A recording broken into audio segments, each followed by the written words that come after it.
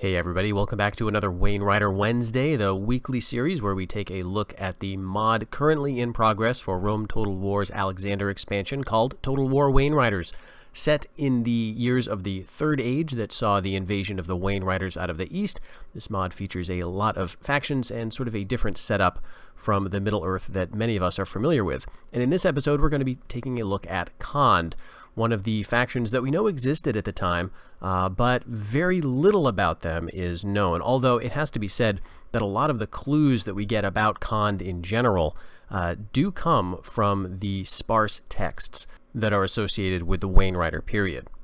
Another thing that I want to dwell on with regard to faction distribution on the map for Wainriders is that, as you can tell, there is a lot of activity going on, a lot of clustering of factions in the middle of the map, and especially focused on the north.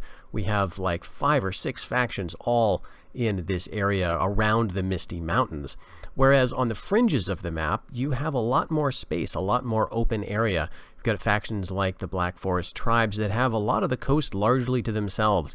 You've got Umbar down in the south. Gondor, of course, has a large presence here, and Harad. But these factions have a lot more room, especially in the southeastern part of the map. And Khand is going to play, I imagine, to some extent like a fairly sprawling faction, or at least it does have that possibility. Of course, the great danger with Khand will be that you've got a faction to your north, Great Rune, which is a faction we will look at in the series here. And this is one of the large Wainrider factions, of which there are 2 in the mod, that is probably going to give you a bit of a hard time. So let's take a look at the campaign map to see what settlements Khand starts with and how the terrain looks. If you're familiar with 4th Age Total War, the rough territory which Khand occupies in Wainriders is going to come as little surprise. We're looking at essentially an area that's somewhat to the southeast of Mordor, which is, of course, up here to our upper left. And Khand in Wainriders begins with 4 settlements. We've got your capital here of Akarn, and then we've got other settlements clustered to the east, west, and south of it. And as I mentioned earlier, Khand is somewhat characterized by its broad open spaces. There's not going to be a lot in the way of geographical barriers that you can use to defend yourself against your neighbors, of which you have 2, roughly speaking. To your north, of course, past some rebel territory, there will be waiting the faction of Great Rune. This is the largest and probably most intimidating, strongest Wainrider faction. Now, what they may be up to in the initial stages of the campaign, we're not quite sure yet. The AI may choose to consolidate nearby rebel territories, in which case it may come into contact with you as a trading partner fairly early, and then as a rival probably not too long after that. On the other hand, it may begin by attacking Gondor, by attacking factions to its north, or who knows what else. To your south and east, you have the tribes of the Harad. We looked at them in a previous preview video, and they've got territory that's roughly centered around here.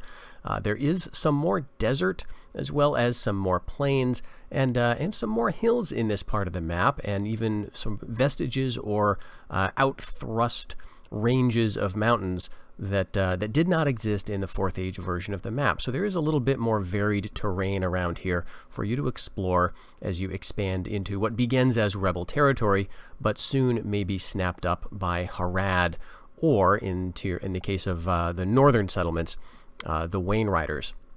Now, one northern region that we should talk about again is the area of Mordor. This part of it, the area around Nirn, will be accessible, but it will not feature as many settlements as you may remember in 4th Age Total War.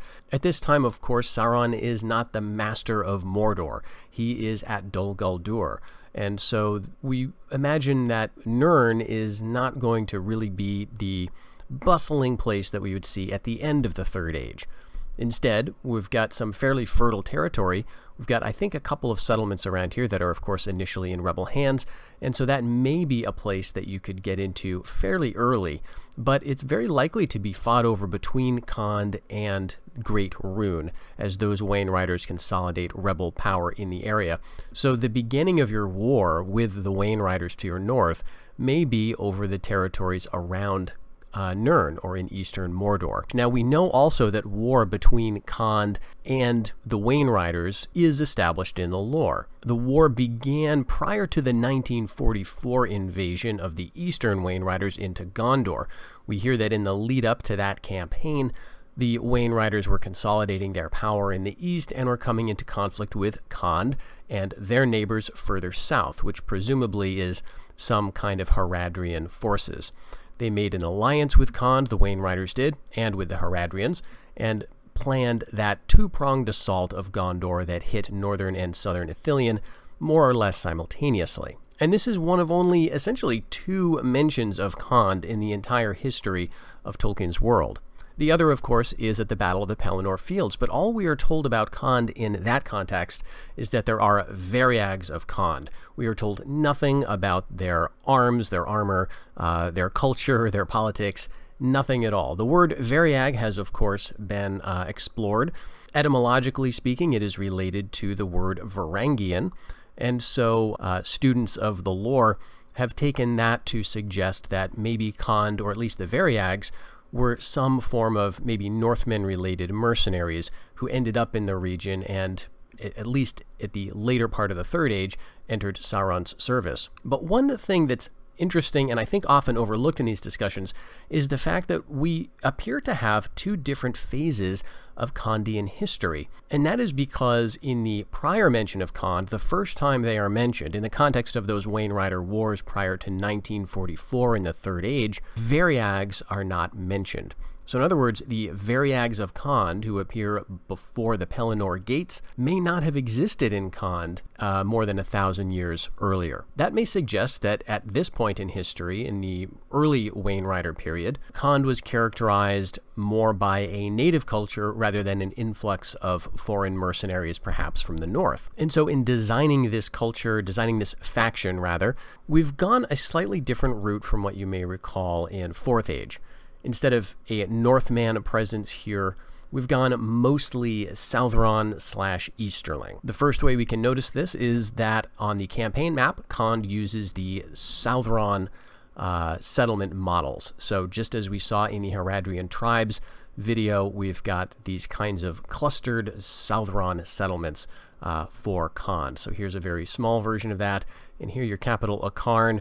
Of course, again, work in progress here. We've got to move the horses and livestock out of the city. But this is a much more built-up settlement, of course. It is Khan's initial capital. This faction also skews slightly southward with respect to the way it was positioned in Fourth Age Total War. In Fourth Age, they had a bit more presence in the north, and in Wainriders, we've given them a bit more presence in the south.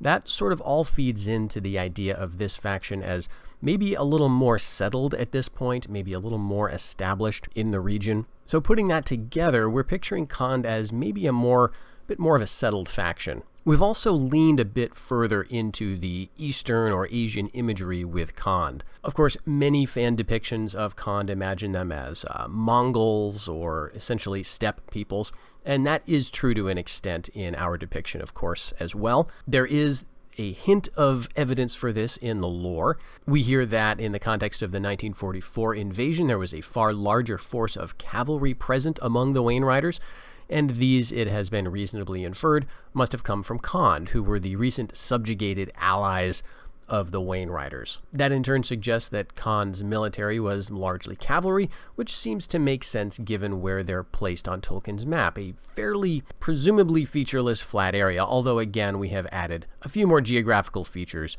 to the region. However, in Wainriders, Khand is not simply a cavalry faction. And on the channel, you will find a video describing the units and the rosters for all of the factions, Khand included. And in that video for Khand, we look at some of the more strongly armed infantry forces that are available to this faction as well. So Khand is not simply a one-trick pony in Wainriders. They do have a few tricks up their sleeve. Now, historically speaking, of course, Khand was defeated to some extent by the Wainriders prior to that 1944 invasion. But in the mod, if you are playing as Khand, you will see that as, of course, a challenge.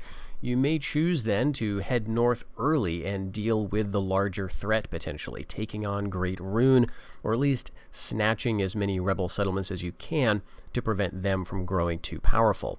you could emerge as the real power in the East before the Wainriders get their feet under them. However, it is important to remember that you will not share a culture with the Wainriders. They have their own distinct culture, and so public order may be a bit of an issue as you face those different culture penalties conquering into the north. That makes it perhaps a little more attractive to head south and west and make yourself the master of the South. All of those territories, all of those lands will be a little bit easier to rule. You'll come into conflict with the tribes of the Harad. The tribes of the Harad are still establishing themselves as a proper faction at this time, and while they do have some versatility as well, you may be able to strike pretty quickly and deal a blow to them early on, especially if they are already engaged in war with the Lordship of Umbar or with the Men of Gondor. Attacking when there is a war between those three factions would be really beneficial and could allow you to conquer all the way towards the sea. Of course, while you're doing that, you'll want to maintain a garrison or at least some discouraging presence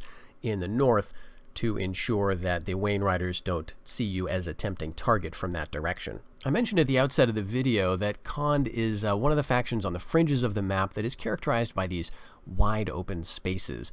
And while on the one hand that is a bit of a bad thing because it doesn't offer you any easy choke points to deny entry to an aggressive enemy, in some ways the distance itself is a bit of a benefit. The fact that it's not easy for any faction to quickly access your settlements.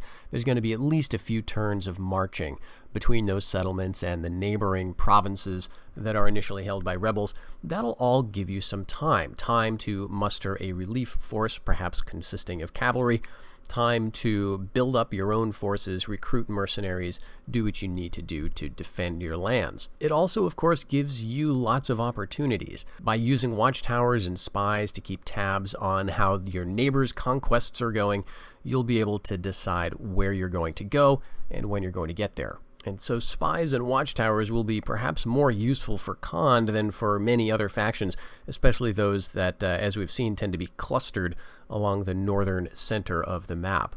You may have a fairly peaceful early game, in fact, as Khand. You're sort of tucked away in this corner here, and there's lots of easy rebel pickings potentially around you, so you'll have to choose those targets carefully. And sometimes those decisions can be of great moment. I remember one of my favorite experiences playing a mod was in Viking Invasion 2, a mod for Barbarian Invasion. That is, of course, kind of a remake of the medieval Total War expansion, Viking Invasion.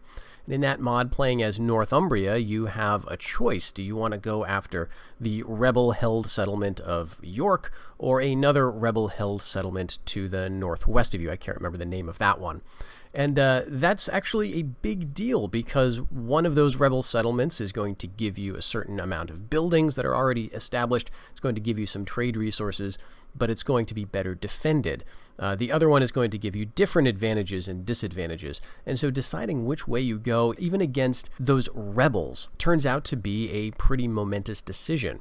I imagine something similar will be the case for Khand. You're surrounded by rebels initially, so deciding whether you're going to take a step towards the Nirn region or further north, or whether you're going to consolidate those southeastern rebel settlements, which may have some very nice lucrative trade resources, or indeed heading west towards the Haradrian tribes, those decisions are going to really matter, I think, for this campaign. But you will have a bit of time to make them, because again, the AI factions are going to be doing something similar. Some of them are going to be already engaged in wars with other factions, but as Khand, you'll start off probably neutral to everybody. And so you'll have some time to establish yourself, choose where you're going to conquer, and do a little building. So this is probably going to be a very nice faction for those of you who enjoy turtling, or slowly building up your forces and then unleashing a devastating strike against a well-planned objective. So I'm very much looking forward to Khand.